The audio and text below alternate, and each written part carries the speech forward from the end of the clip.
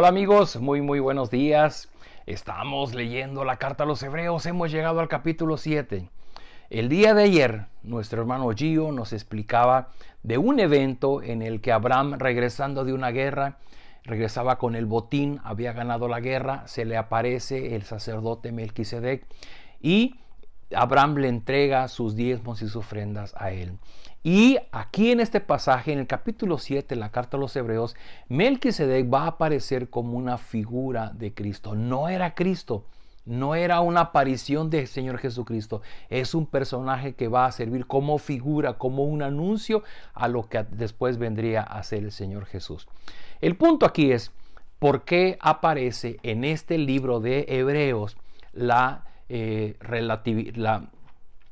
mención de Melquisedec cuando estamos hablando del Señor Jesucristo? Bueno, número uno, muy importante, porque esto es un elemento más que nos permite conectar desde Génesis 14, donde se narra de Melquisedec, hasta Hebreos, es decir, lo que hemos mencionado, que la Biblia es un solo libro con una sola historia. Y lo que está sucediendo en la carta a los Hebreos es algo que inició desde Génesis capítulo 14. En segundo lugar, vamos a leer hoy a partir del versículo 11.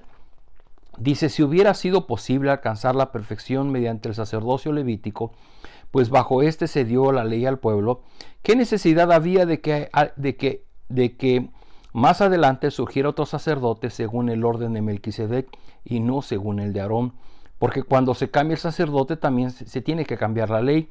En efecto, Jesús, de quien se dicen estas cosas, era de otra tribu de la cual nadie se ha dedicado al servicio del altar. Es evidente que nuestro Señor procedía de la tribu de Judá, respecto a la cual nada dijo Moisés con relación al sacerdocio. ¿Qué es lo importante de esta porción? Bueno, en esta porción, recuerden que le está hablando a los hebreos. Los hebreos tienen la historia, la cultura, la tradición, su religión judía. Y para ellos hablar de sacerdotes era hablar de la tribu de los levitas, que era de las 12 tribus. La tribu de Leví fue la orden instalada por Dios como aquellos que servirían para ofrecer los sacrificios. Pero el Señor Jesucristo no vino de la tribu de los levitas. Él vino, dice, del orden de Melquisedec.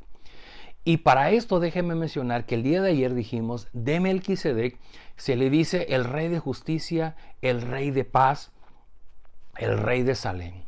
Y es que el Señor Jesucristo, dentro de sus oficios como nuestro Redentor, va a ser nuestro sacerdote, pero también va a ser nuestro rey.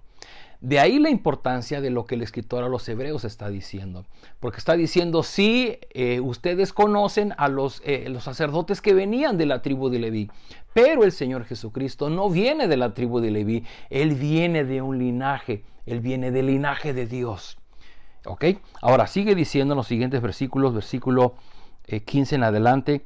Y lo que hemos dicho resulta aún más evidente si a semejanza de Melquisedec surge otro sacerdote que ha llegado a serlo no conforme a un requisito legal, sino respecto al linaje humano, sino conforme al poder de una vida indestructible.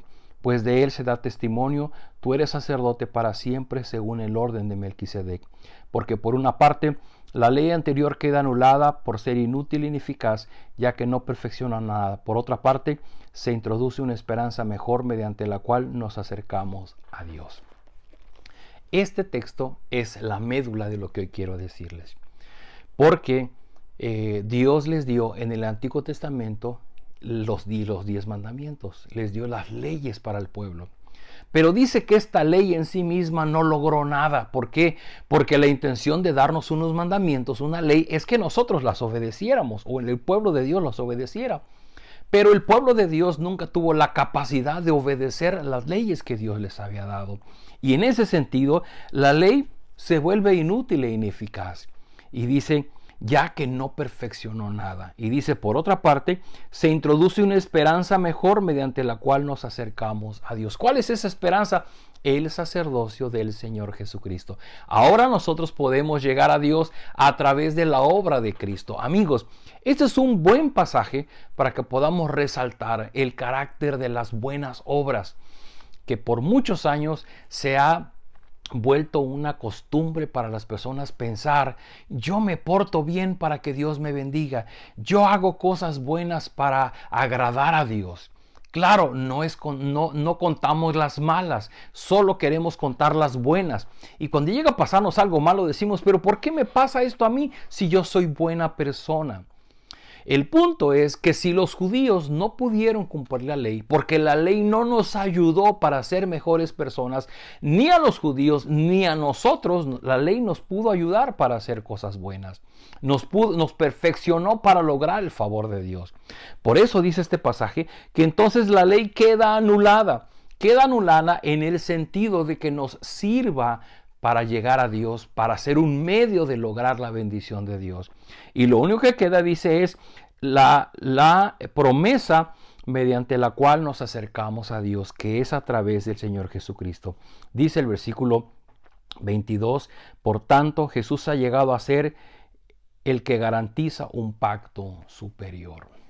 Amigos, este pasaje de capítulo 7 sí es un poco profundo porque escarba en las raíces del pueblo judío y a nosotros nos cuesta trabajo entenderlo, pero habrá que entender que para un hebreo de pronto decirle: hey, reacciona, los sacerdotes que ofrecían los sacrificios y el sumo sacerdote, ellos no están en el linaje del Señor Jesús. El Señor Jesús viene de un linaje distinto y lo ligan a Melquisedec, que fue el que se le apareció a Abraham, el padre del pueblo hebreo. Es decir, le están dando a Jesús una superioridad sobre toda la nación, sobre toda la tribu de los sacerdotes y de los levitas del pueblo de Dios. El día de mañana vamos a ver una característica más, una diferencia entre los sacerdotes levitas y entre el Señor Jesucristo. Lo importante aquí es, se está resaltando el carácter especial, el carácter preeminente del Señor Jesucristo, ahora por encima de los sacerdotes del pueblo de Dios. Queridos amigos, la gran lección que nos queda a nosotros es que ya no vivimos buscando hacer obras, buenas obras, para ganar el favor de Dios.